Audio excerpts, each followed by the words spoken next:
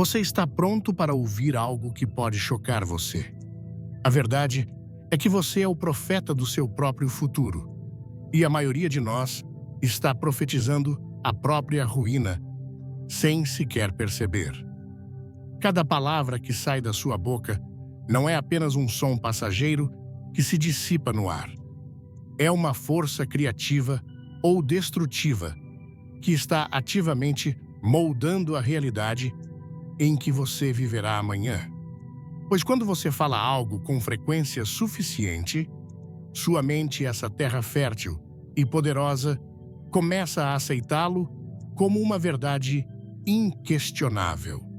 Suas ações, quase que por instinto, começam a refletir essa crença internalizada e logo de maneira quase imperceptível, sua vida inteira segue o caminho que as suas palavras traçaram.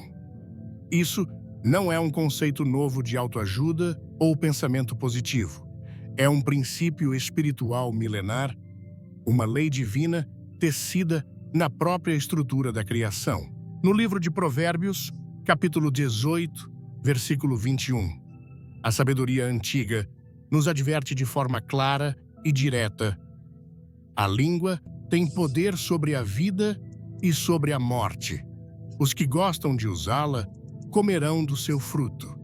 Isso significa que as palavras que você libera hoje darão frutos amanhã, sejam eles doces ou amargos, sejam de vida ou de destruição. Cada palavra é uma semente. A cada instante você está semeando. Ou você está semeando sementes de bênção, de esperança e de vitória, ou está semeando sementes de dúvida, de medo e de destruição.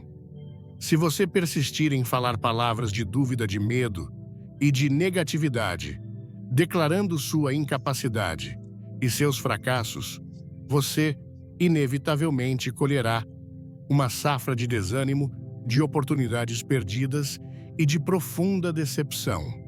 Suas palavras criarão a prisão da qual você se queixa. Antes de mergulharmos fundo em como quebrar esses ciclos e construir um novo destino, eu quero saber quem está comigo. Se você está pronto para parar de profetizar a derrota e começar a declarar a vitória sobre sua vida, digite um "Eu estou pronto" nos comentários agora mesmo. E não se esqueça de se inscrever no canal, pois o que vamos revelar hoje tem o poder de transformar completamente a sua realidade. Fique até o final, porque há uma chave poderosa esperando por você que mudará tudo. Isso significa que as palavras que você fala darão frutos, sejam bons ou ruins. Cada palavra é uma semente. Ou você está semeando sementes de bênção ou sementes de destruição. Se você persistir em falar palavras de dúvida, medo e negatividade, colherá uma safra de desânimo, oportunidades perdidas e decepção. Mas se começar a falar vida, declarando fé, esperança e vitória, verá uma colheita de bênçãos, favor e avanços. Por isso, você deve ser deliberado com suas palavras. Se deseja mudança em sua vida, comece mudando o que diz. Fale o que quer ver, não o que sente. Fale o que Deus diz sobre você, não o que o mundo diz. Uma família passava por sérias dificuldades financeiras após o pai perder o emprego. A mãe, apesar da situação, reuniu os filhos todas as manhãs e os ensinou a declarar: Deus suprirá todas as nossas necessidades segundo as suas riquezas em glória. Mesmo quando não havia comida suficiente na mesa, ela persistia: agradeço a Deus pelo suprimento que está a caminho. Os vizinhos questionavam sua sanidade, mas ela continuou firme em suas declarações. Em menos de 3 meses, o pai conseguiu um emprego melhor do que o anterior. e a família prosperou como nunca. As palavras de fé que ela plantou diariamente produziram uma colheita abundante. Quando você acorda pela manhã, não diga: "Estou tão cansado, hoje será terrível." Em vez disso, declare, conforme Salmos 118, versículo 24: "Este é o dia que o Senhor fez. Regozijemo-nos e alegremo-nos nele." Davi não disse que apenas aceitaria o dia, mas que se alegraria nele. Ele escolheu declarar alegria sobre o seu dia. Quando você enfrenta desafios, não diga: "Não consigo lidar com isso." Em vez disso, declare conforme Filipenses 4, versículo 13: "Tudo posso naquele que me fortalece." Paulo não escreveu que ele talvez pudesse ou que tentaria fazer todas as coisas. Ele declarou com confiança: "Tudo posso." Essa é uma declaração de certeza baseada na fonte de sua força, Cristo. As palavras não afetam apenas suas circunstâncias, elas afetam sua mente e emoções. Quanto mais você fala algo mais, seu cérebro começa a acreditar nisso. É por isso que o discurso negativo é tão perigoso.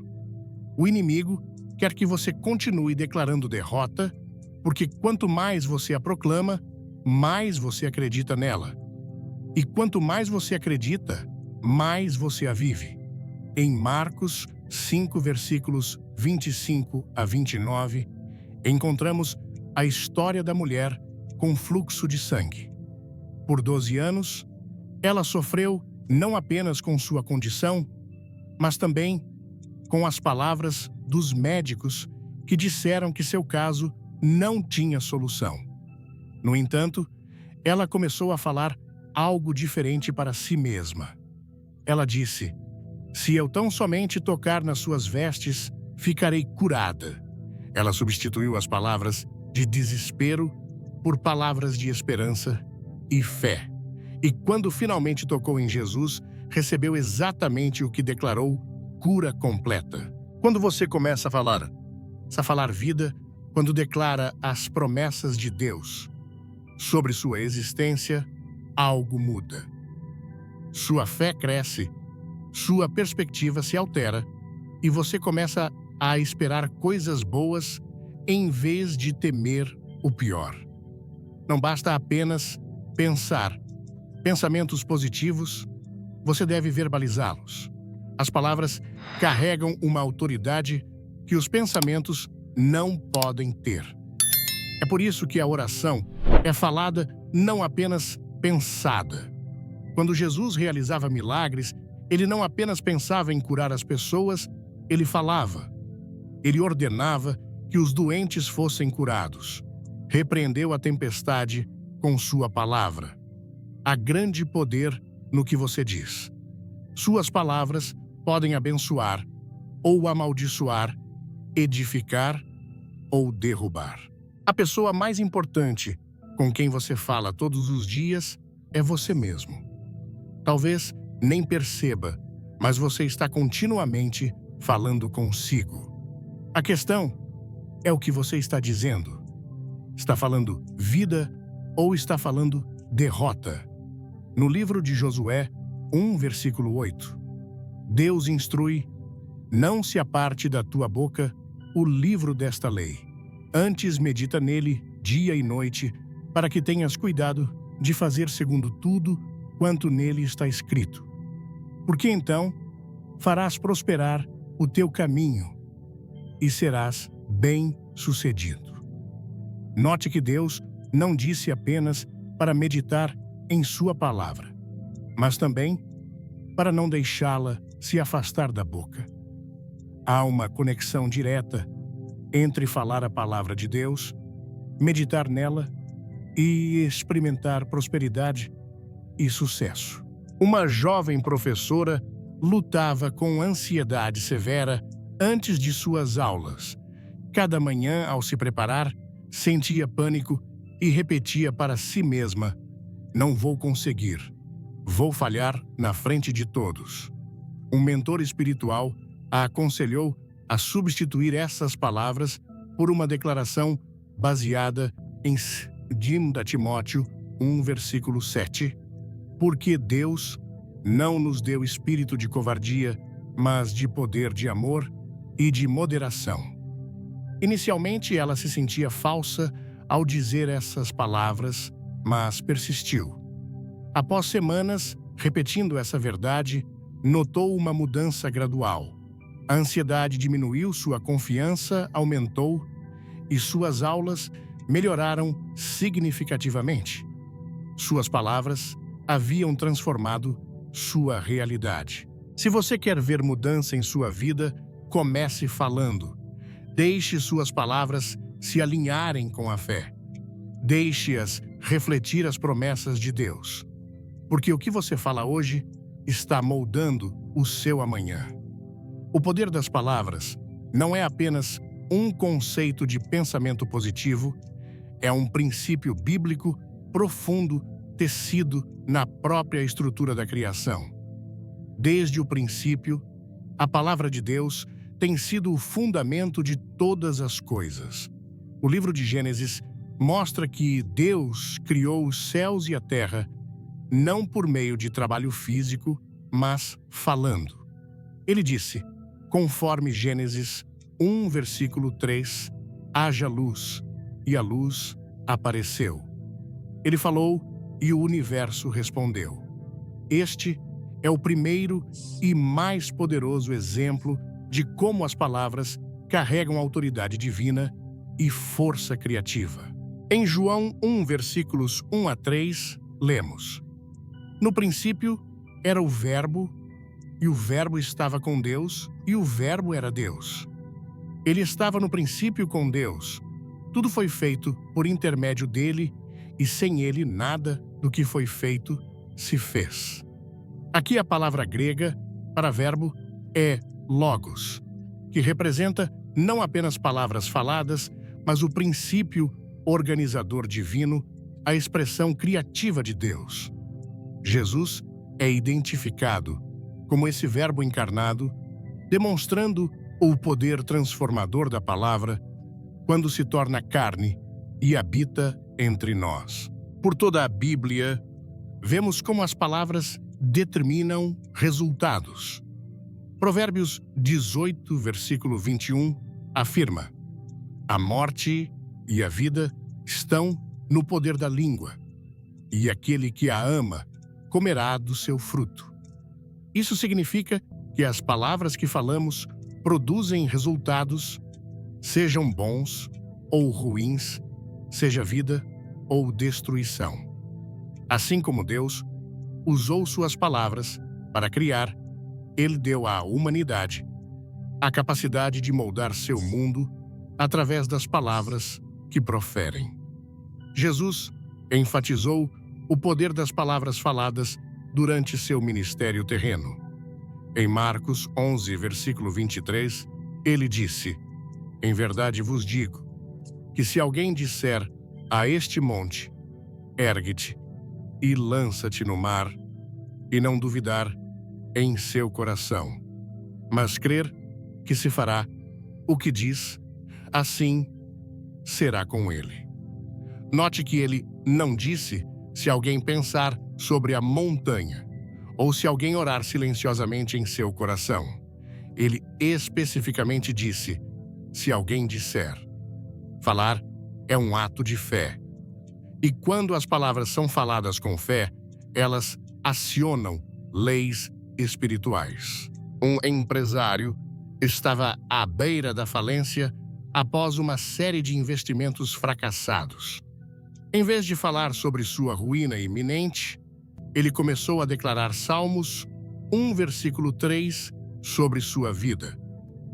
Ele é como árvore plantada junto à corrente de águas que no devido tempo dá o seu fruto e cuja folhagem não murcha, e tudo quanto fizer prosperará.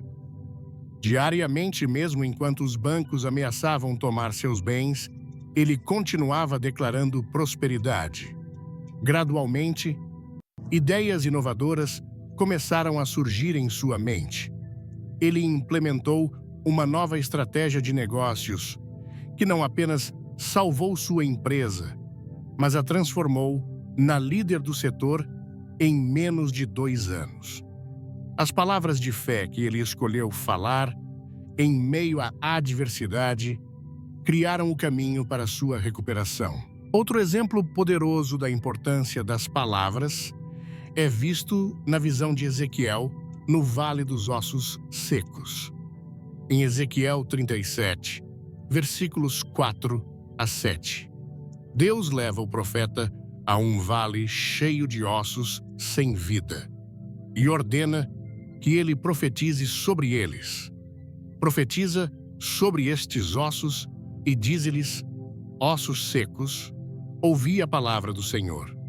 Assim, diz o Senhor Deus a estes ossos: eis que farei entrar em vós o Espírito e vivereis.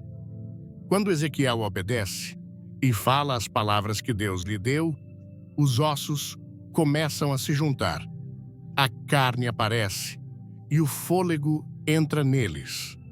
O que antes estava morto ganha vida não pelo esforço humano, mas pela palavra falada de Deus. Esta é uma demonstração profunda de como declarar a palavra de Deus traz restauração, transformação e avivamento. Tiago 3, versículo 6, ilustra como a língua, embora pequena, governa a direção da vida de uma pessoa. A língua é fogo, é mundo de iniquidade. A língua está situada entre os nossos membros, contaminando todo o corpo e inflamando o curso da existência, sendo ela mesma inflamada pelo inferno. Assim, como um leme dirige um navio ou um freio controla um cavalo, uma única palavra pode mudar o curso do destino de alguém. É por isso que a Bíblia adverte contra discursos descuidados. Em Mateus 12, versículo 36, Jesus declara: digo-vos que de toda palavra ociosa que proferirem, os homens dela darão conta no dia do juízo. As palavras não são apenas sons aleatórios, elas carregam peso espiritual. A Bíblia está repleta de declarações de bênçãos e maldições que foram pronunciadas e se cumpriram. Em Gênesis, quando Isaac abençoou Jacó, suas palavras tinham tal autoridade que mesmo quando Esaú implorou por uma bênção própria, Isaac não pôde reverter o que já havia sido pronunciado. Uma vez faladas, as palavras colocam coisas em movimento. De maneira semelhante, quando Jesus amaldiçoou a figueira, em Marcos 11, versículo 14, ela secou e morreu no dia seguinte. Isso ilustra que as palavras carregam não apenas poder criativo, mas também força destrutiva quando mal utilizadas. Deus chama seu povo a falar vida, a declarar suas promessas e a alinhar suas palavras com sua verdade. Romanos 10, versículo 9 diz: se com a tua boca confessares Jesus como Senhor e em teu coração creres que Deus o ressuscitou dentre os mortos, serás salvo. Até mesmo a salvação está ligada às palavras faladas com fé. Este princípio perpassa toda a Bíblia. O que é falado em alinhamento com a vontade de Deus libera seu poder divino. Palavras fiéis têm o poder de curar, restaurar, abençoar e transformar. No livro de Números 13 e 14, vemos o relato dos 12 espias enviados para explorar a terra prometida. 10 retornaram com um relatório negativo declarando: não podemos atacar aquele povo porque é mais forte do que nós. Apenas Josué e Calebe falaram palavras de fé. Se o Senhor se agradar de nós, então nos fará entrar nessa terra e nola dará.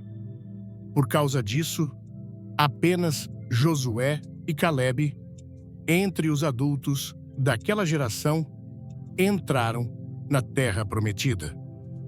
As palavras de medo e dúvida dos 10 espias não apenas refletiram sua falta de fé, mas também determinaram seu destino.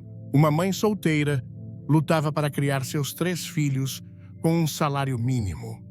Todas as noites, ela reunia seus filhos para um momento especial que chamavam de Hora da Declaração. Juntos, eles declaravam versículos como Filipenses 4, versículo 19. O meu Deus suprirá todas as vossas necessidades, segundo as suas riquezas, em glória em Cristo Jesus. Quando as contas se acumulavam, ela não falava de escassez, mas de abundância. Em um ano, ela foi promovida 3 vezes em seu trabalho. Recebeu uma bolsa de estudos inesperada para completar sua educação e viu inúmeras provisões chegarem de fontes surpreendentes.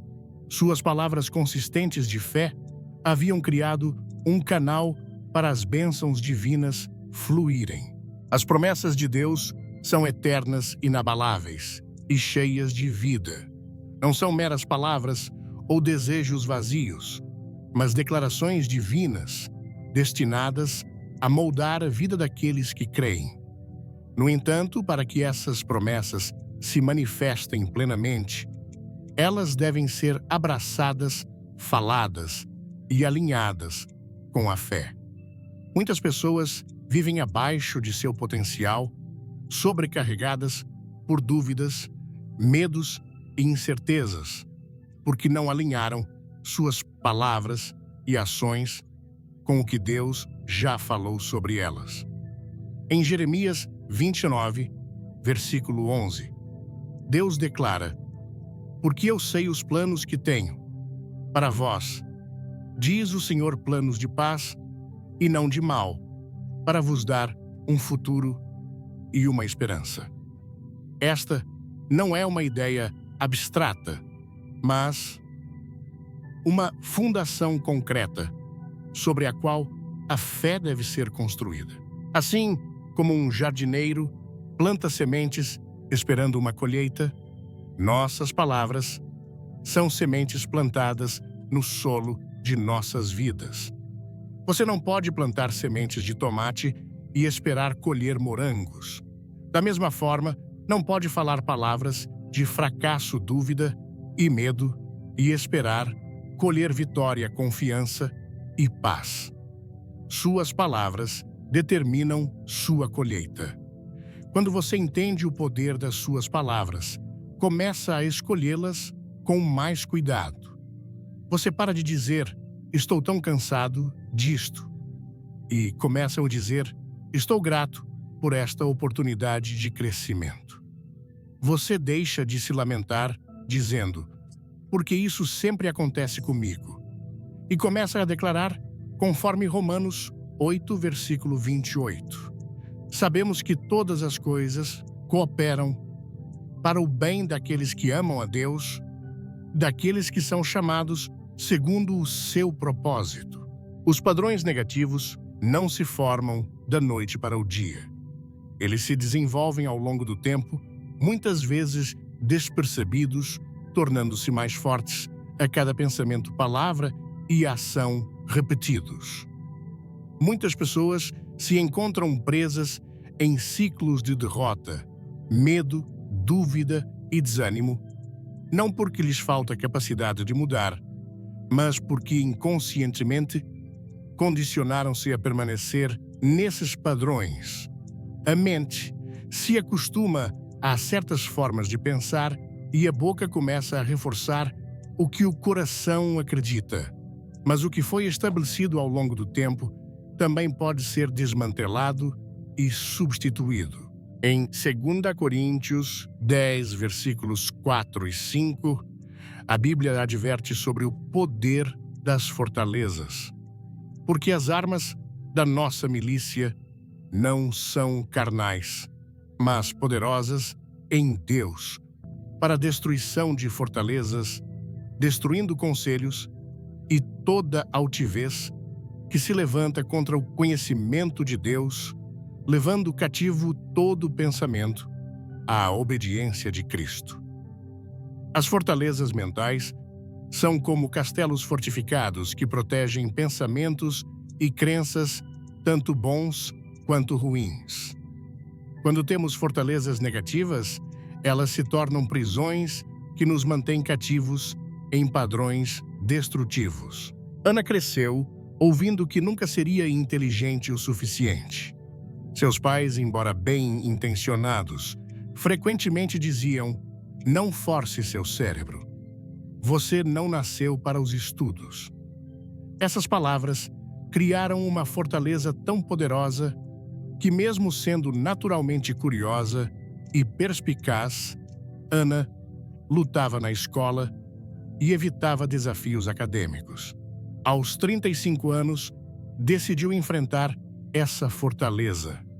Começou substituindo o mantra negativo por Filipenses 4, versículo 13. Tudo posso naquele que me fortalece. Inicialmente, parecia uma mentira, mas ela perseverou. 6 meses depois, matriculou-se na faculdade. Hoje, é professora universitária, usando sua história para inspirar estudantes que enfrentam as mesmas barreiras mentais. Os padrões negativos devem ser quebrados, abordando tanto os pensamentos que os criam, quanto as palavras que os reforçam.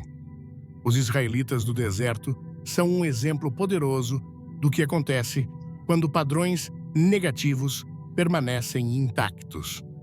Deus os havia libertado do Egito, provido para eles, guiado com sua presença e prometido uma terra que manava leite e mel.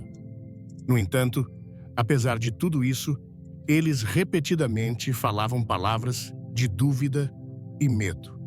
Em Números 14, versículos 2 e 3, quando enfrentaram dificuldades, murmuraram: "Quem dera tivéssemos morrido na terra do Egito, ou mesmo neste deserto, porque o Senhor nos traz a esta terra, para cairmos à espada, e para que nossas mulheres e nossos pequeninos sejam por presa. Não nos seria melhor voltar para o Egito?" Em vez de alinhar-se com a promessa de Deus, escolheram alinhar-se com o seu medo. Por causa disso, uma geração inteira perdeu a bênção que Deus havia preparado para eles. O ciclo de negatividade os manteve vagando por 40 anos, embora a jornada para a Terra Prometida devesse ter levado apenas dias. Em Números 14, versículo 28, Deus responde à sua murmuração. Dize-lhes: "Tão certo como eu vivo, diz o Senhor, como falastes aos meus ouvidos, assim farei a vós outros." O que eles falaram determinou o que experimentaram. Muitas pessoas hoje se encontram presas em seu próprio deserto, não porque Deus as abandonou, mas porque continuaram a reforçar padrões negativos com suas palavras e crenças. Elas acordam dizendo: "Nada nunca muda." Passam pela vida acreditando: "Nunca serei livre desta luta." Aceitam pensamentos que dizem: "Não sou bom o suficiente, sempre falharei. Sempre estarei preso." E assim permanecem em um ciclo de profecia autorrealizável. O que é falado repetidamente torna-se a expectativa, e o que é esperado torna-se realidade. Pedro, um jovem talentoso, cresceu em uma família onde o fracasso era constantemente mencionado. Nós, da família Souza, nunca chegamos muito longe. Era o lema não oficial. Quando entrou para o time de basquete da escola, inconscientemente sabotava seu desempenho antes de jogos importantes. O técnico, percebendo o padrão, deu-lhe um exercício. Antes de cada jogo, deveria declarar em voz alta 3 versículos. Salmos 28, versículo 7. O Senhor é a minha força e o meu escudo. Romanos 8, versículo 37. Em todas estas coisas, somos mais que vencedores por meio daquele que nos amou. E Salmos 138, versículo 8. O Senhor aperfeiçoará o que me diz respeito. A resistência inicial de Pedro deu lugar à curiosidade e, por fim, à transformação. Não apenas se tornou o melhor jogador da equipe, mas quebrou o padrão geracional de autossabotagem, tornando-se o primeiro de sua família a frequentar a universidade. Mas os padrões negativos podem ser quebrados. O primeiro passo é reconhecê-los. O inimigo trabalha através do engano, convencendo as pessoas de que seus pensamentos negativos são simplesmente a realidade. Ele sussurra mentiras, mas elas soam como pensamentos pessoais. Você não é forte o suficiente? Você nunca vai mudar. É assim que você é. Mas no momento em que essas mentiras são expostas pelo que realmente são, seu poder começa a diminuir. Jesus disse em João 8, versículo 32, conhecereis a verdade, e a verdade vos libertará. A luz da verdade dissipa as trevas do engano. Quando você começa a identificar os padrões negativos em sua vida, as palavras de autodepreciação, as expectativas de fracasso, as crenças limitantes, você já começou o processo de libertação. O segundo passo é substituir essas palavras e pensamentos negativos pela verdade. Romanos 12, versículo 2 diz: E não vos conformeis com este século, mas transformai-vos pela renovação da vossa mente, para que experimenteis qual seja a boa, agradável e perfeita vontade de Deus. A transformação ocorre quando a mente é renovada, e a mente é renovada quando é preenchida com a verdade de Deus. Em vez de dizer, não posso fazer isso, declare, conforme Filipenses 4, versículo 13, tudo posso naquele que me fortalece. Em vez de dizer, nunca superarei isso, declare, conforme Romanos 8, versículo 37. Em todas estas coisas, somos mais que vencedores por meio daquele que nos amou.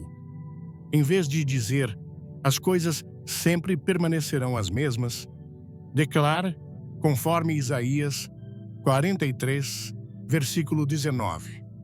Eis que faço coisa nova que está saindo à luz. Porventura, não o percebeis. Marta, uma mulher de 45 anos, lutava contra uma depressão crônica que parecia impenetrável. Os médicos ofereciam medicamentos que ajudavam, mas não resolviam a raiz do problema. Um conselheiro cristão identificou um padrão. Marta falava constantemente sobre sua escuridão interna, chamando-a de minha depressão, minha companheira de vida. Ele sugeriu que, em vez de tomar posse da depressão como sua identidade, ela começasse a falar sobre a luz de Cristo dentro dela. Deu-lhe Salmos 139, versículos 11 e 12, para memorizar e declarar. Se eu digo às trevas, com efeito me encobrirão, e a luz ao redor de mim se fará noite. Até as próprias trevas não são escuras para ti, e a noite resplandece como o dia. As trevas e a luz são a mesma coisa. Essa pequena mudança na linguagem iniciou uma transformação notável. Embora Marta ainda enfrentasse dias difíceis, ela deixou de se identificar com a escuridão e começou a se ver como portadora da luz. Sua cura foi gradual, mas inegável. As palavras fiéis não negam a realidade, mas se recusam a ser controladas por ela. Elas falam ao que é invisível, chamando-o à existência. Jesus demonstrou isso quando falou aos doentes, ordenando cura, quando falou à tempestade, ordenando paz, e quando falou aos mortos, ordenando vida. Ele não se concentrou no problema, declarou a solução. Os padrões negativos devem ser quebrados da mesma maneira. Em vez de reforçar o medo, a dúvida e a derrota, fale fé, vitória e transformação. Saulo de Tarso tinha um padrão estabelecido de perseguição aos cristãos. Sua identidade, seu propósito e sua paixão estavam enraizados nessa missão. Mas após o encontro com Jesus, na estrada para Damasco, tudo mudou. Ele recebeu um novo nome, Paulo, e começou a falar de si mesmo de uma maneira completamente nova. Em vez de se identificar como o principal dos pecadores, o que ele reconheceu ter sido, ele se declarou o apóstolo de Jesus Cristo. Sua linguagem refletia sua nova identidade, e sua nova identidade produziu um novo destino. Quebrar padrões negativos é um processo, mas a cada palavra de verdade falada com fé, cadeias começam a cair. O ciclo de derrota é substituído por um ciclo de vitória. Os pensamentos se alinham com as promessas de Deus. As palavras começam a declarar vida em vez de morte.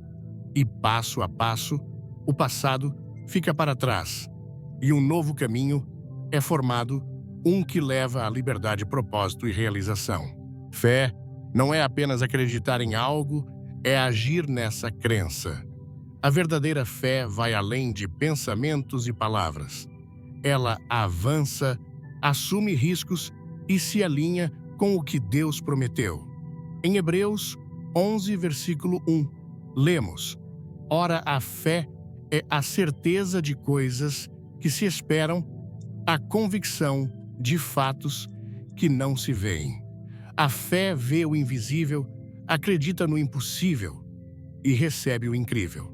Muitas pessoas afirmam ter fé, mas suas ações contam uma história diferente. Elas oram por mudança, mas continuam a viver como se nada jamais fosse melhorar. Declaram as promessas de Deus, mas não dão passos em direção a recebê-las.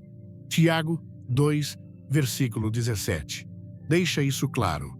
Assim também, a fé, se não tiver obras, por si só, está morta. Quando Deus chamou Abraão para deixar sua terra natal e ir para uma terra que ele mostraria a Abraão, não apenas acreditou na promessa de Deus. Ele arrumou sua família e partiu, mesmo sem saber para onde estava indo. Sua fé foi demonstrada por sua obediência. Hebreus 11, versículo 8 diz: Pela fé, Abraão, quando chamado, obedeceu, indo para um lugar que devia receber por herança, e partiu sem saber para onde ia.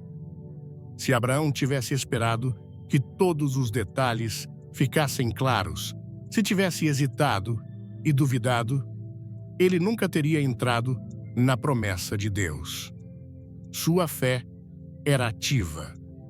E Deus não abriu o caminho até que Abraão começasse a andar. É frequentemente assim que a fé funciona. Não vemos o caminho inteiro, apenas o próximo passo. Quando damos esse passo, o próximo se revela. Carlos, um homem de negócios, sentia-se chamado a iniciar um ministério para moradores de rua, mas parecia impossível. Ele não tinha recursos, conexões ou experiência. Por meses orou e falou sobre a visão, mas permaneceu paralisado pelo medo do fracasso. Um mentor o desafiou. Se você realmente acredita que Deus o chamou para isso, qual é o menor passo que poderia dar hoje? Naquela tarde, Carlos comprou sanduíches e água e foi sozinho para uma área onde pessoas sem teto se reuniam.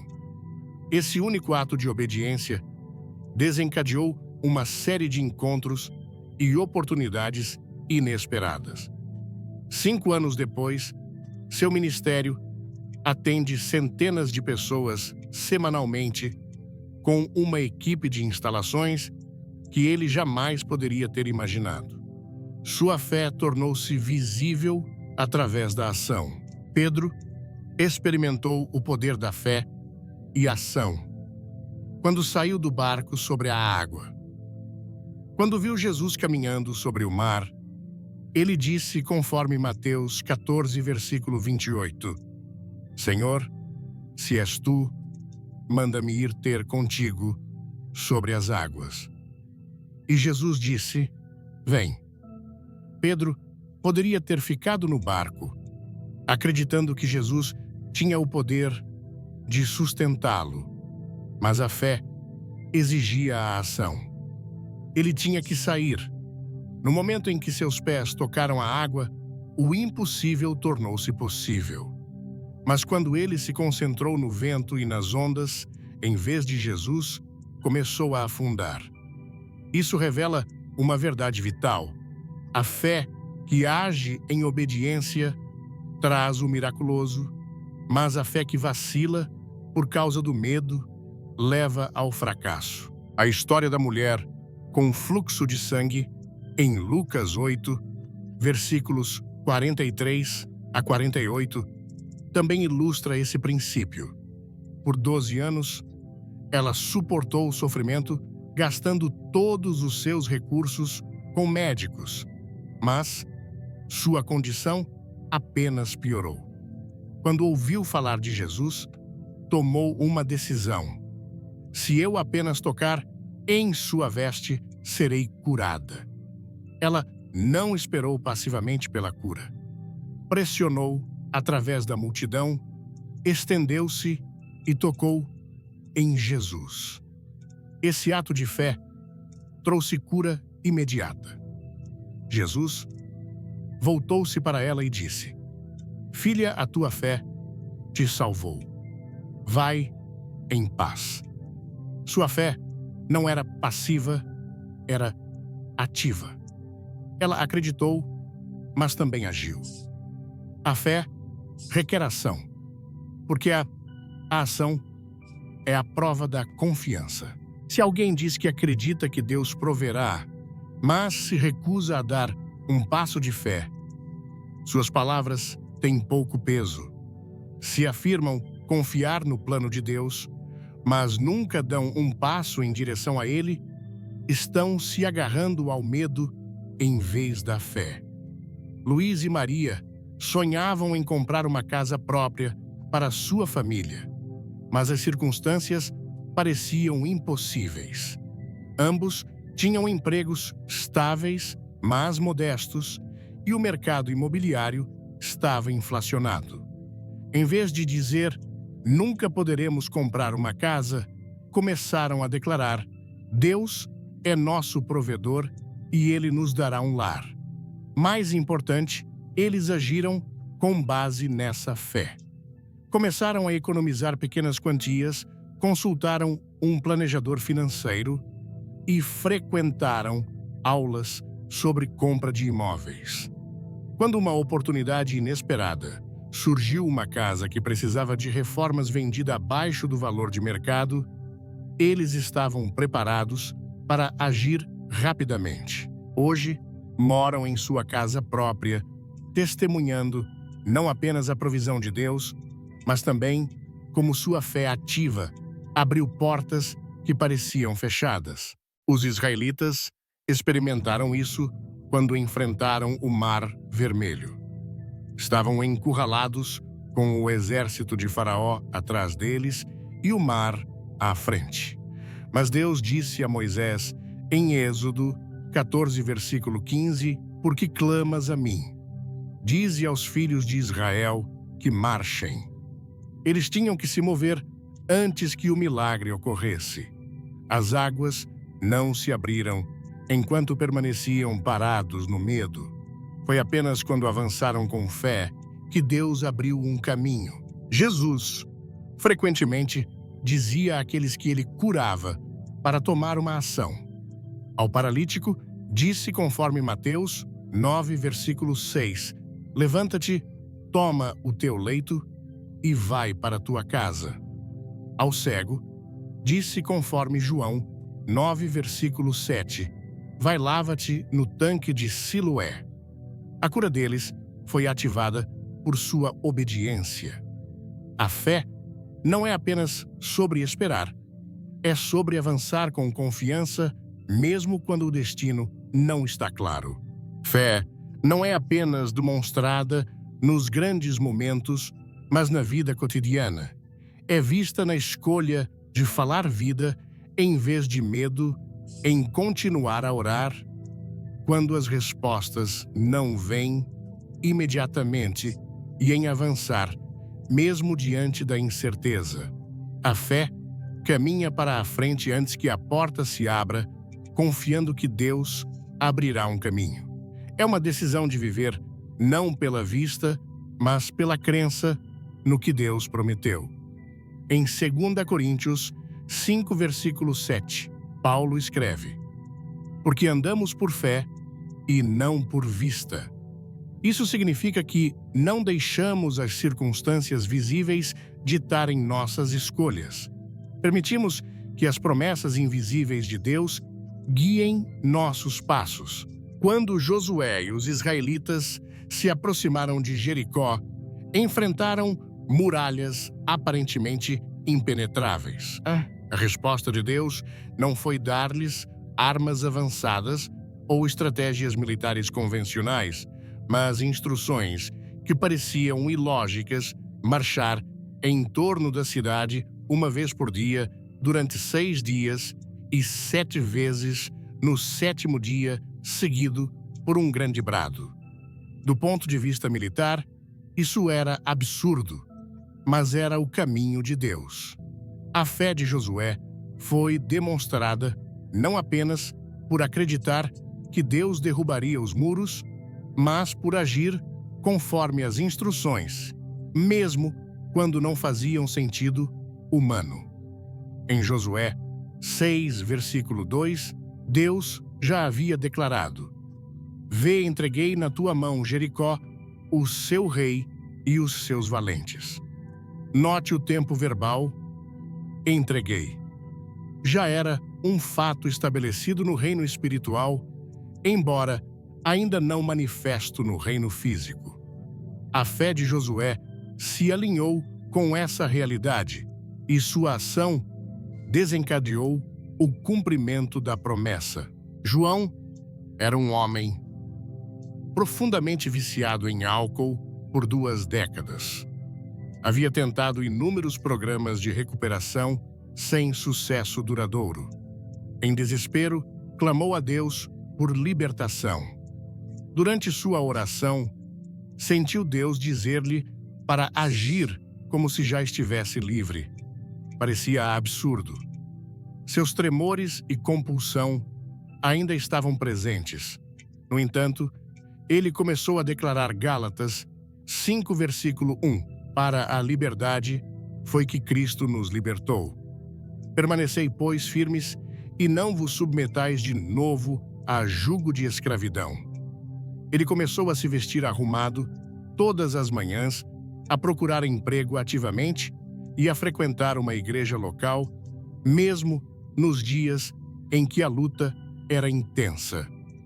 Seus amigos pensavam que estava fingindo, mas João explicava: "Estou agindo, na verdade, do que Deus diz sobre mim, não na realidade temporária que vejo." Gradualmente, sua compulsão diminuiu, sua saúde melhorou e ele encontrou não apenas sobriedade, mas uma nova identidade. Sua fé ativa precedeu sua libertação completa.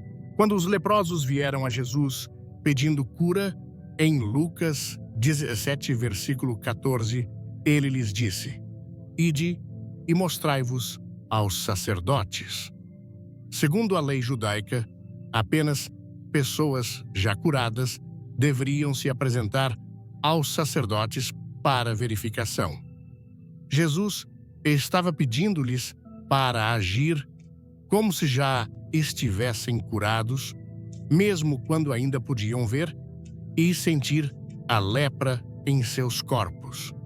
O texto diz: E aconteceu que indo eles foram purificados. A cura não ocorreu enquanto ficaram parados esperando. Aconteceu enquanto obedeciam e agiam com fé. Eles foram curados no caminho, não antes de começar a jornada. Este é um princípio poderoso. Muitas vezes, o milagre ocorre no meio da obediência, não antes dela. Deus honra a fé que se move antes de ver resultados. Ele responde à confiança que age com base em sua palavra, não em circunstâncias visíveis. Tiago 1, versículo 22, nos adverte: Tornai-vos, pois, praticantes da palavra, e não somente ouvintes enganando-vos a vós mesmos. Apenas conhecer a verdade não é suficiente. Devemos viver de acordo com ela. Apenas declarar as promessas de Deus não é suficiente. Devemos alinhar nossas ações com essas declarações. A fé ativa quebra padrões negativos porque reorienta a nossa atenção do problema para a solução do presente, para o futuro que Deus prometeu. Quando decidimos agir como se as promessas de Deus já fossem realidade, algo muda em nossa perspectiva. Já não somos vítimas passivas das circunstâncias, mas participantes ativos no plano redentor de Deus. Paulo e Silas demonstraram fé ativa quando presos e açoitados escolheram cantar louvores a Deus à meia-noite, conforme Atos 16, versículo 25. Por volta da meia-noite, Paulo e Silas oravam e cantavam hinos a Deus, e os outros presos os escutavam. Externamente, nada havia mudado. Ainda estavam acorrentados em uma prisão romana. Mas internamente eles escolheram agir com base não no que viam, mas no que sabiam sobre Deus.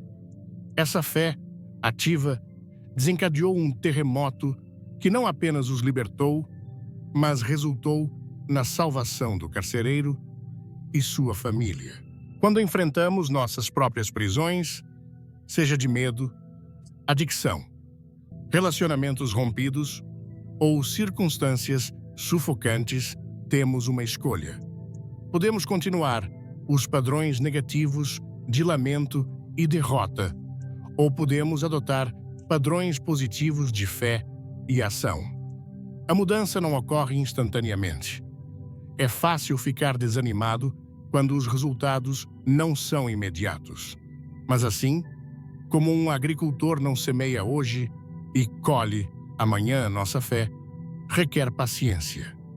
Gálatas 6, versículo 9 nos encoraja: E não nos cansemos de fazer o bem, porque a seu tempo ceifaremos se não desfalecermos. José, filho de Jacó, teve que esperar 13 anos entre seu sonho e seu cumprimento. Durante esse tempo, enfrentou a traição, a escravidão e a prisão.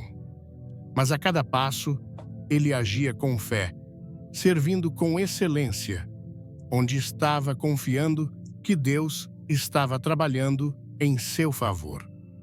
Em Gênesis 50, versículo 20, ele finalmente pôde dizer a seus irmãos: Vós, na verdade, intentastes o mal contra mim, porém Deus o tornou em bem.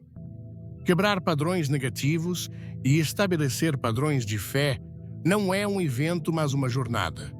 É uma decisão diária de alinhar nossas palavras e ações com a verdade, mesmo quando as circunstâncias sugerem o contrário. Romanos 4, versículo 20 diz que Abraão não duvidou por incredulidade da promessa de Deus, mas pela fé se fortaleceu, dando glória a Deus, estando plenamente convicto de que ele era poderoso para cumprir o que prometera. Esse mesmo Deus é fiel hoje. Ele honra a fé que age. Ele responde às palavras alinhadas com sua vontade e ele transforma vidas quando padrões negativos são quebrados e substituídos por confiança ativa em suas promessas. A mudança não acontece instantaneamente. Não é um único momento de inspiração que faz tudo se transformar, mas sim as pequenas decisões consistentes tomadas a cada dia. Uma das maneiras mais poderosas de provocar transformação é através de declarações diárias, falando palavras de fé, verdade e vitória sobre cada área da vida. A Bíblia deixa claro que as palavras moldam a realidade. Provérbios 18, versículo 21, declara: a morte e a vida estão no poder da língua, e aquele que a ama comerá do seu fruto. O que é falado diariamente e eventualmente forma a fundação sobre a qual a vida é construída. Deus mesmo iniciou este princípio desde o princípio, quando criou o mundo. Ele falou, e assim foi. Ele disse, conforme Gênesis 1, versículo 3, haja luz, e a luz apareceu. Ele não apenas pensou ou desejou que viesse à existência, ele declarou. Este mesmo poder criativo foi dado àqueles feitos à sua imagem. O que falamos repetidamente começa a criar raízes, formando padrões de crença e ações que moldam o futuro. Em Deuteronômio 30, versículo 19, Deus diz ao povo de Israel: os céus e a terra tomo hoje por testemunhas contra ti, que te pus diante de ti a vida e a morte, a bênção e a maldição. Escolhe, pois, a vida para que vivas tu e a tua descendência. Esta escolha entre vida e morte, bênção e maldição, manifesta-se diariamente nas palavras que escolhemos falar. Josué entendeu a importância das declarações diárias quando Deus lhe ordenou, em Josué 1, versículo 8, não se aparte da tua boca o livro desta lei, antes medita nele dia e noite, para que tenhas cuidado de fazer segundo tudo quanto nele está escrito. Porque então farás prosperar o teu caminho e serás bem-sucedido. A palavra de Deus não era apenas para ser lida, mas falada. Era para ser uma declaração diária, um lembrete constante de suas promessas e verdade. Paulo, um professor universitário, enfrentava uma grave crise de ansiedade que afetava seu trabalho. Embora fosse respeitado academicamente e internamente, lutava contra pensamentos constantes de inadequação e fracasso iminente. Um amigo pastor sugeriu que ele identificasse as mentiras específicas que o atormentavam e as substituísse por declarações baseadas na Escritura. Toda manhã, antes de sair para o trabalho, Paulo passou a declarar com base em 2 Timóteo 1, versículo 7, porque Deus não nos deu espírito de covardia, mas de poder, de amor e de moderação. Quando pensamentos de inadequação surgiam durante o dia, ele sussurrava com base em 2 Coríntios 3, versículo 5. Não que por nós mesmos sejamos capazes de pensar alguma coisa como se partisse de nós. Pelo contrário, a nossa suficiência vem de Deus. Nos momentos de pânico, antes das palestras, declarava com base em Filipenses 4, versículo 13, tudo posso naquele que me fortalece. Após 3 meses desta prática, notou uma mudança significativa. Sua ansiedade não desapareceu completamente, mas perdeu seu domínio sobre ele. As declarações diárias haviam criado novas rotas neurais em sua mente, permitindo-lhe enfrentar os desafios com uma perspectiva renovada. Muitas pessoas permanecem presas em ciclos de derrota porque suas palavras reforçam suas lutas. Elas dizem coisas como: nunca vou mudar, não sou bom o suficiente ou nada nunca dá certo para mim. Estas palavras tornam-se profecias autorrealizáveis, reforçando a dúvida, o medo e o fracasso. Mas a transformação começa quando as palavras se alinham com a verdade de Deus. Em vez de dizer, não posso fazer isso, declare, conforme Filipenses 4, versículo 13, tudo posso naquele que me fortalece. Em vez de dizer, estou sempre com medo, declare conforme 2 Timóteo 1, versículo 7, porque Deus não nos deu espírito de covardia, mas de poder, de amor e de moderação.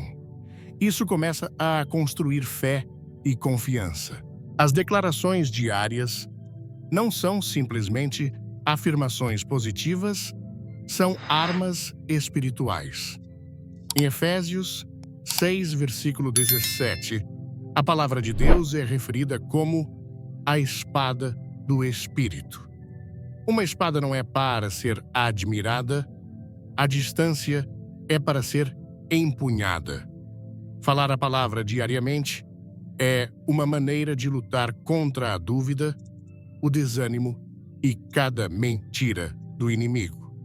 Quando Jesus foi tentado no deserto, ele não entrou em debate ou raciocínio com Satanás.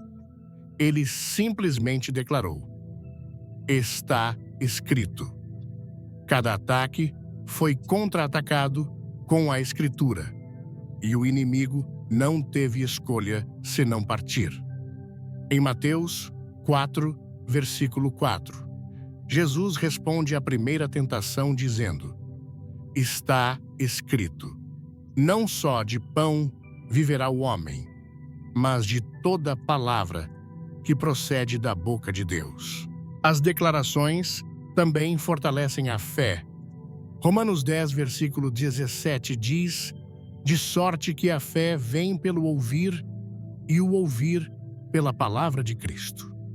Quanto mais a palavra é falada, mais é ouvida e mais a fé cresce. É por isso que as declarações diárias são vitais. Elas não apenas moldam a maneira como uma pessoa pensa, mas também constroem confiança nas promessas de Deus. Assim, como o exercício físico fortalece o corpo ao longo do tempo, declarar consistentemente a verdade de Deus fortalece o espírito. A transformação é um processo e as palavras desempenham um papel crucial nesse processo. Ao falar vida, em vez de morte, fé em vez de medo e vitória em vez de derrota, a pessoa começa a caminhar em alinhamento com o plano de Deus. Mesmo as pesquisas científicas modernas confirmam este princípio bíblico. Neurocientistas descobriram que nossos cérebros são neuroplásticos capazes de formar novas conexões neurais baseadas em novos pensamentos e comportamentos repetidos. Quando declaramos consistentemente a verdade, literalmente estamos reconfigurando nossos cérebros para alinhar-se com essa verdade. Sara, uma mãe solteira de 3 filhos, vivia constantemente sobrecarregada e angustiada com suas finanças. Cada conta que chegava provocava pânico e, frequentemente, ela se encontrava dizendo: "Não vai dar, nunca tenho o suficiente." Um pastor lhe deu um desafio de 30 dias substituir essas palavras por declarações baseadas em Filipenses 4, versículo 19. "O meu Deus suprirá todas as minhas necessidades, segundo as suas riquezas em glória em Cristo Jesus." Inicialmente, parecia hipócrita declarar abundância quando sua conta bancária mostrava escassez. Mas ela perseverou. Em suas palavras, comecei a notar que quando declarava a provisão de Deus, enfrentava os desafios com uma mentalidade diferente. Em vez de paralisar com medo, comecei a buscar soluções criativas. Em poucas semanas, ela havia reorganizado seu orçamento, negociado prazos com credores e encontrado um trabalho freelance adicional que podia fazer de casa. "Minhas circunstâncias não mudaram da noite para o dia", explicou. "Mas minha perspectiva mudou, e isso me permitiu ver oportunidades que o medo estava escondendo." Uma área onde as declarações diárias são particularmente poderosas é na busca pela identidade. Muitas pessoas definem-se por seus fracassos, traumas ou limitações percebidas, mas a Bíblia oferece uma perspectiva radicalmente diferente de quem somos em Cristo. Em vez de se definir por seu passado, declare, conforme 2 Coríntios 5, versículo 17. "Assim que se alguém está em Cristo, é nova criação. As coisas antigas já passaram. Eis que tudo se fez novo." Em vez de ser definido por seus fracassos, declare, conforme Efésios 2, versículo 10. "Pois somos feitura dele, criados em Cristo Jesus para boas obras, as quais Deus, de antemão, preparou para que andássemos nelas." Carlos cresceu sendo chamado de problemático e difícil por professores e familiares. Essas etiquetas tornaram-se sua identidade e ele viveu de acordo com elas, envolvendo-se em comportamentos destrutivos e relacionamentos tóxicos. Aos 27 anos, após um período na prisão, encontrou-se com um capelão que lhe deu uma lista de versículos bíblicos sobre identidade em Cristo. O capelão desafiou por 90 dias. Declare estas verdades sobre si mesmo, quer você acredite nelas ou não. Carlos começou a declarar diariamente: "Sou aceito em Cristo", com base em Efésios 1, versículo 6. "Sou filho de Deus", com base em João 1, versículo 12. "Sou embaixador de Cristo", com base em 2 Coríntios 5, versículo 20. No início, soava como mentiras, admitiu Carlos. Mas algo estranho aconteceu. Por volta do 40º dia, comecei a me comportar diferentemente.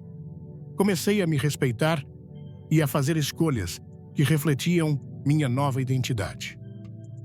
Hoje, 8 anos depois, Carlos lidera um ministério para ex-detentos, ajudando-os a encontrar sua verdadeira identidade em Cristo.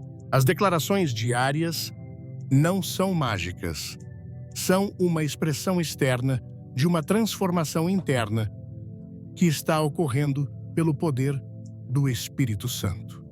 Quando alinhamos nossas palavras com a vontade de Deus, estamos essencialmente colaborando com seu trabalho transformador em nossas vidas.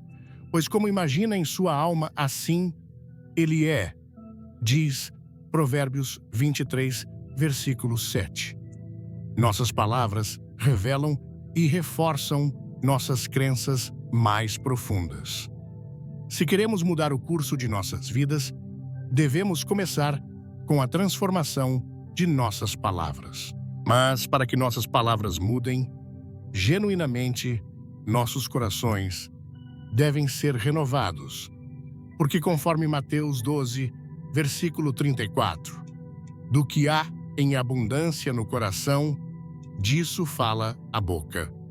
É aqui que entra a meditação diária na palavra de Deus.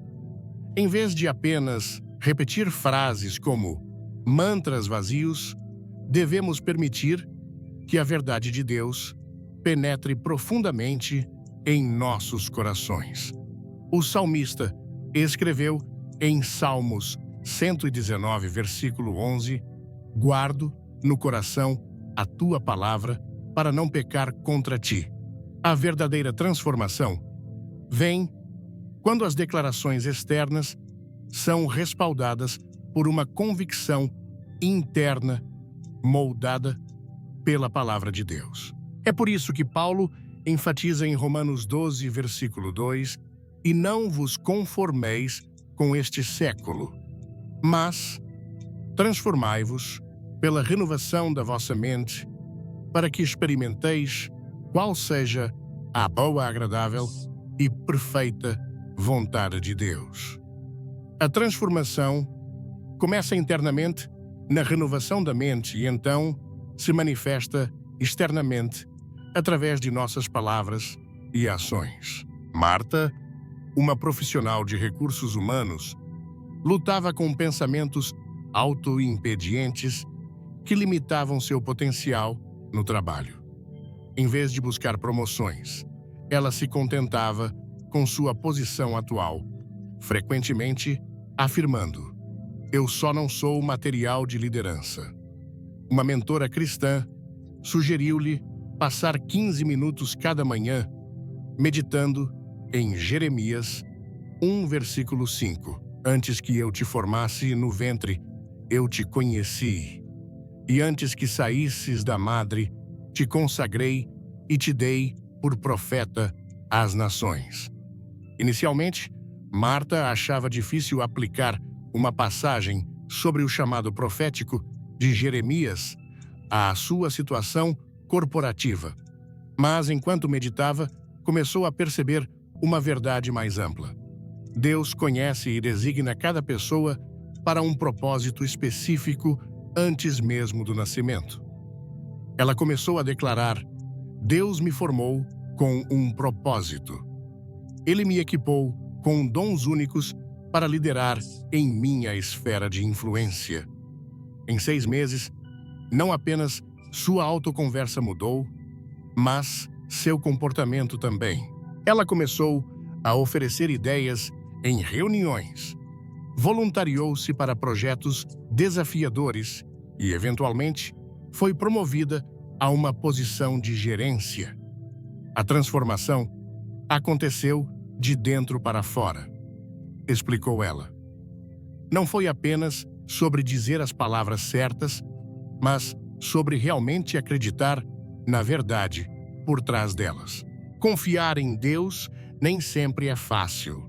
A vida traz incertezas, desafios e momentos em que nossa fé é colocada à prova.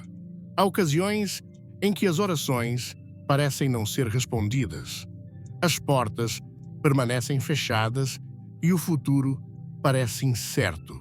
Nesses momentos, a resposta natural é preocupar-se, questionar ou tentar assumir o controle. Mas ao longo das Escrituras, Deus chama seu povo a confiar nele, não com base no que veem ou sentem, mas com base em quem ele é. Provérbios 3, versículos 5 e 6 diz: confia no Senhor de todo o teu coração, e não te estribes no teu próprio entendimento. Reconhece-o em todos os teus caminhos, e ele endireitará as tuas veredas. Confiar em Deus significa entregar o controle e acreditar que seu plano é maior do que qualquer coisa que possamos compreender no momento presente. A história de Abraão é um dos maiores exemplos de confiança. Deus lhe prometeu descendentes tão numerosos quanto as estrelas. Mas por anos, ele e sua esposa Sara permaneceram sem filhos. Cada dia parecia contradizer a promessa. Mas Romanos 4, versículo 20 diz: não duvidou por incredulidade da promessa de Deus, mas pela fé se fortaleceu, dando glória a Deus, estando plenamente convicto de que ele era poderoso para cumprir o que prometera. A confiança de Abraão não estava no que ele podia ver, estava no caráter de Deus. E por causa dessa confiança, ele se tornou o pai de muitas nações. Confiar em Deus requer fé. E a fé é construída durante o período de espera. José, filho de Jacó, teve sonhos de grandeza. Mas antes que esses sonhos se realizassem, foi traído por seus irmãos, vendido como escravo e aprisionado por um crime que não cometeu.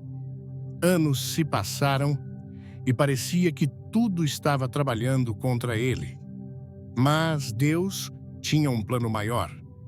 Cada dificuldade o estava preparando para a posição que um dia ocuparia. Em Gênesis 41, versículos 41 a 43, lemos como José foi elevado da prisão para se tornar o segundo em comando no Egito. Disse mais Faraó a José: vê, eu te ponho sobre toda a terra do Egito. E tirou Faraó o anel do dedo e o pôs no dedo de José e o fez vestir vestes de linho fino e lhe pôs ao pescoço um colar de ouro. E o fez subir ao seu segundo carro e clamavam diante dele: ajoelhai-vos. Assim o pôs sobre toda a terra do Egito. Ana, uma jornalista talentosa, perdeu seu emprego durante uma reestruturação corporativa.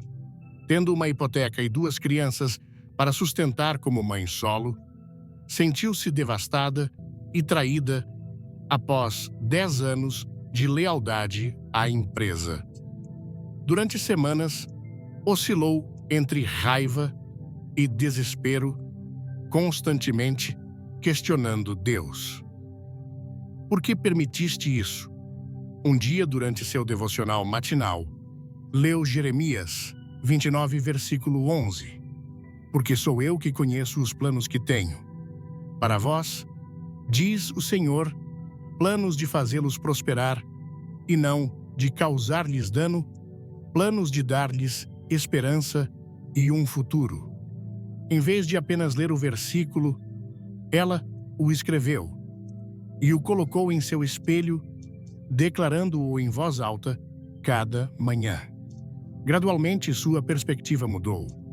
Ela começou a ver sua demissão não como um fim, mas como uma oportunidade para um novo começo.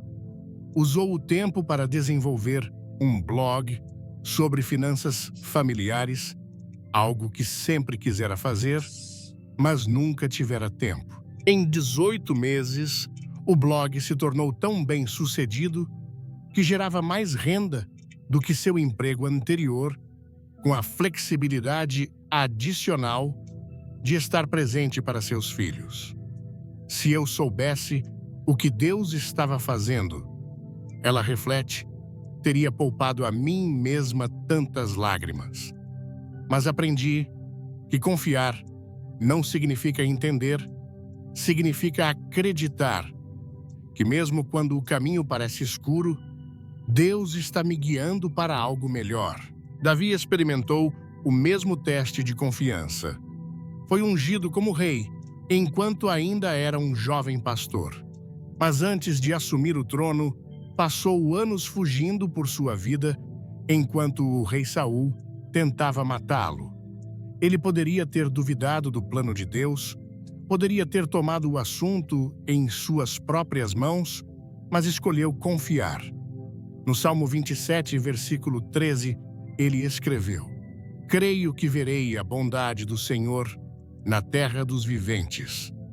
Espera pelo Senhor, tem bom ânimo, e fortifique-se o teu coração. Espera, pois, pelo Senhor. Sua confiança não estava em sua própria capacidade de mudar suas circunstâncias, mas na fidelidade de Deus em cumprir sua palavra. Confiar em Deus não significa que não haverá dificuldades. Significa acreditar que Ele está no controle, mesmo quando a vida não parece fazer sentido. Quando os israelitas estavam diante do Mar Vermelho, com o exército do Faraó fechando atrás deles, o medo os dominou. Mas Deus já havia preparado um caminho. Ele disse a Moisés, em Êxodo 14, versículos 15 e 16, Porque clamas a mim, dize aos filhos de Israel que marchem, e tu levanta a tua vara, estende a mão sobre o mar e fende-o, para que os filhos de Israel passem pelo meio do mar em seco. O mar não se abriu até que eles avançassem com fé. A confiança requer ação, requer avançar, mesmo quando o destino não está claro. Roberto e Clara tentavam ter um filho há 7 anos, enfrentando múltiplas decepções, incluindo 2 abortos espontâneos. Cada teste negativo de gravidez era devastador. Eles oravam, buscavam aconselhamento médico e tentavam permanecer esperançosos, mas a dor crescente ameaçava sua fé. Em uma conferência cristã, um palestrante falou sobre adorar a Deus no vale honrá-lo, não apenas nos momentos de alegria, mas também nas decepções. Este conceito tocou profundamente Clara. Naquela noite, ela e Roberto tomaram uma decisão: converteriam seu quarto do bebê vazio, que havia se tornado um símbolo doloroso de esperança adiada, em um quarto de adoração. Todas as manhãs, passariam tempo ali, não para implorar por um filho, mas para simplesmente adorar a Deus por quem Ele é. Foi a coisa mais difícil que já fizemos, confessou Roberto, mas também a mais transformadora. Após 4 meses dessa prática, sua perspectiva havia mudado drasticamente. Eles ainda desejavam um filho, mas haviam encontrado paz em confiar no plano de Deus, qualquer que fosse. 2 anos depois, adotaram uma menina abandonada com necessidades especiais, algo que nunca haviam considerado anteriormente. Ela é a alegria de nossas vidas, diz Clara. Entendemos agora que Deus não estava dizendo não ao nosso desejo por um filho.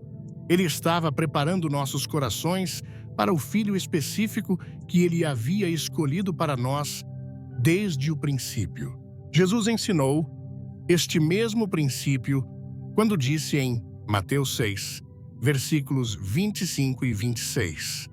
Por isso vos digo, não andeis ansiosos pela vossa vida quanto ao que haveis de comer ou beber, nem pelo vosso corpo quanto ao que haveis de vestir. Não é a vida mais do que o alimento e o corpo mais do que as vestes. Observai as aves do céu, não semeiam, não colhem, nem ajuntam em celeiros. Contudo, vosso Pai Celestial as sustenta. Porventura, não valeis vós muito mais do que elas. Confiar em Deus significa descansar em sua provisão, sabendo que Ele cuida de cada necessidade. Em Filipenses 4, versículos 6 e 7, Paulo escreve: Não andeis ansiosos por coisa alguma. Em tudo, porém, sejam conhecidas diante de Deus as vossas petições pela oração e pela súplica com ações de graças. E a paz de Deus, que excede todo o entendimento, guardará o vosso coração e a vossa mente em Cristo Jesus. A confiança é construída através da experiência.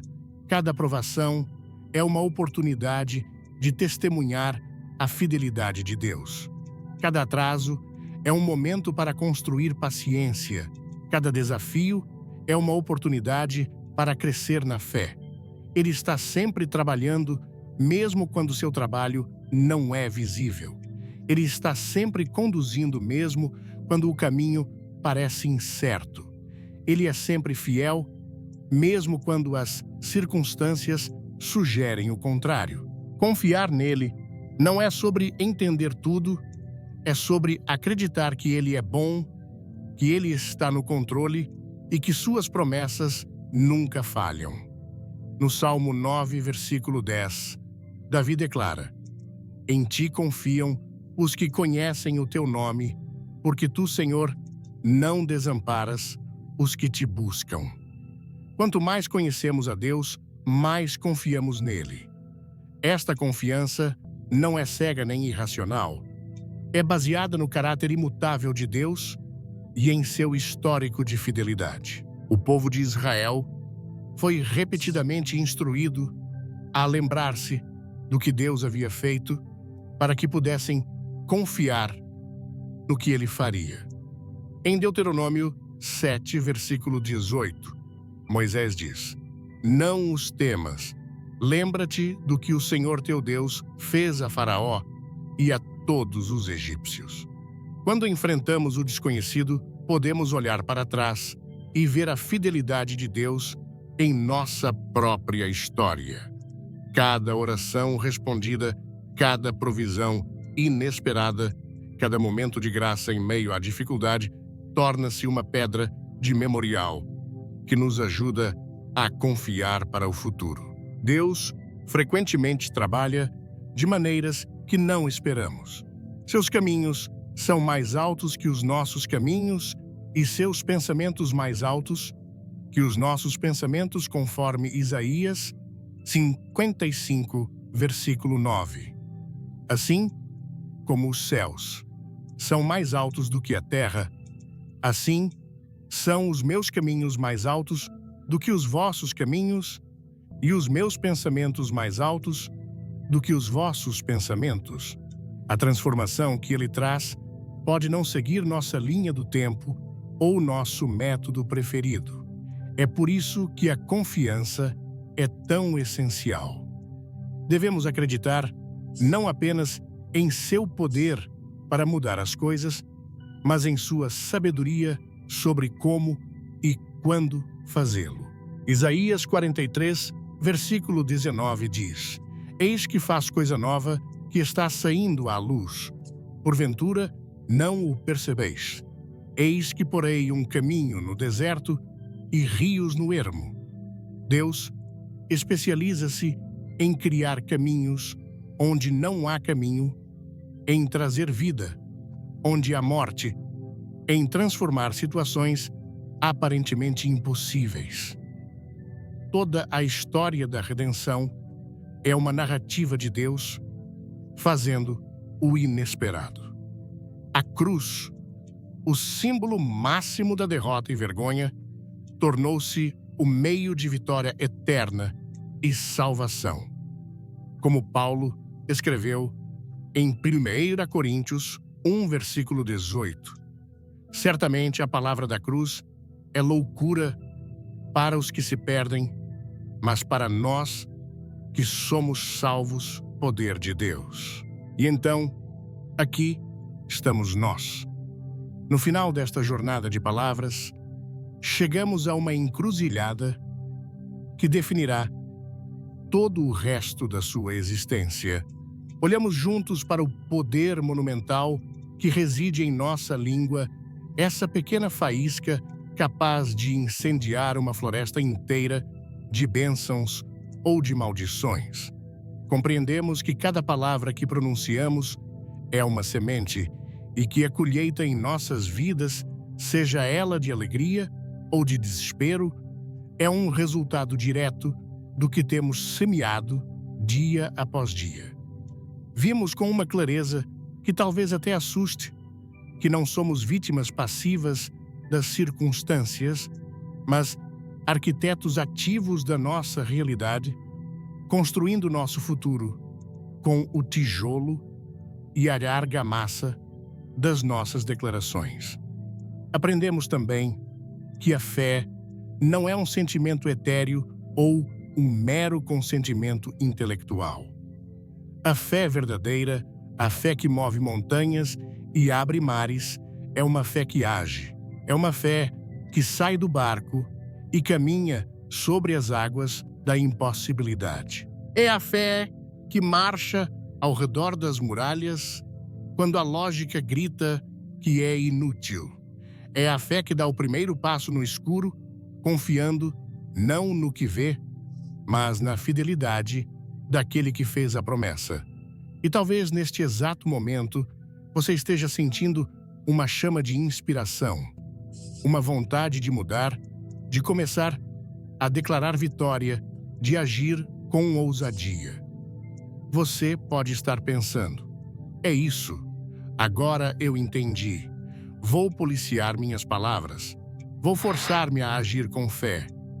Mas se pararmos aqui, se eu encerrasse esta mensagem, agora eu teria falhado miseravelmente com você. Eu teria lhe dado uma receita para a frustração.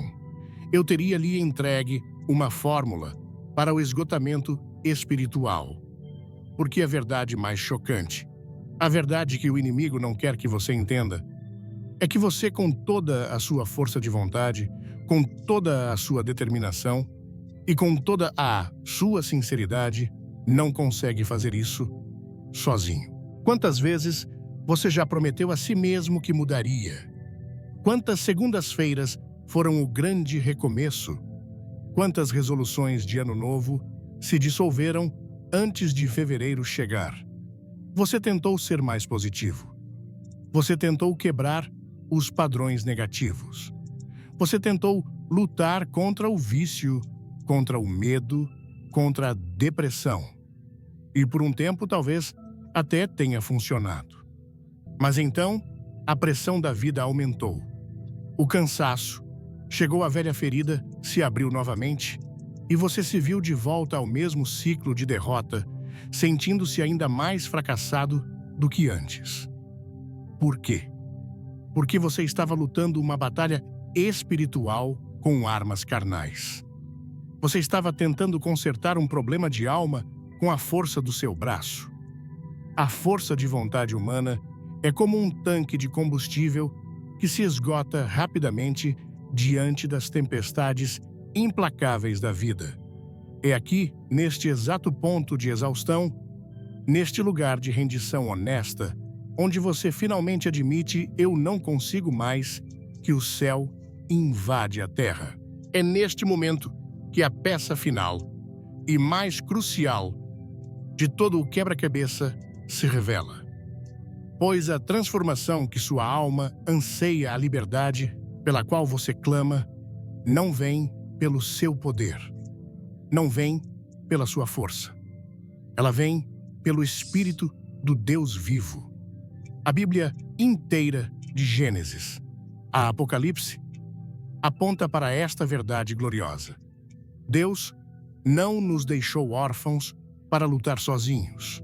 Ele nos enviou um ajudador, um consolador, um advogado, um guia, o próprio Espírito Santo, a terceira pessoa da Trindade, o mesmo poder que pairou sobre as águas da criação, o mesmo poder que abriu o Mar Vermelho, o mesmo poder que ressuscitou Cristo Jesus dentre os mortos.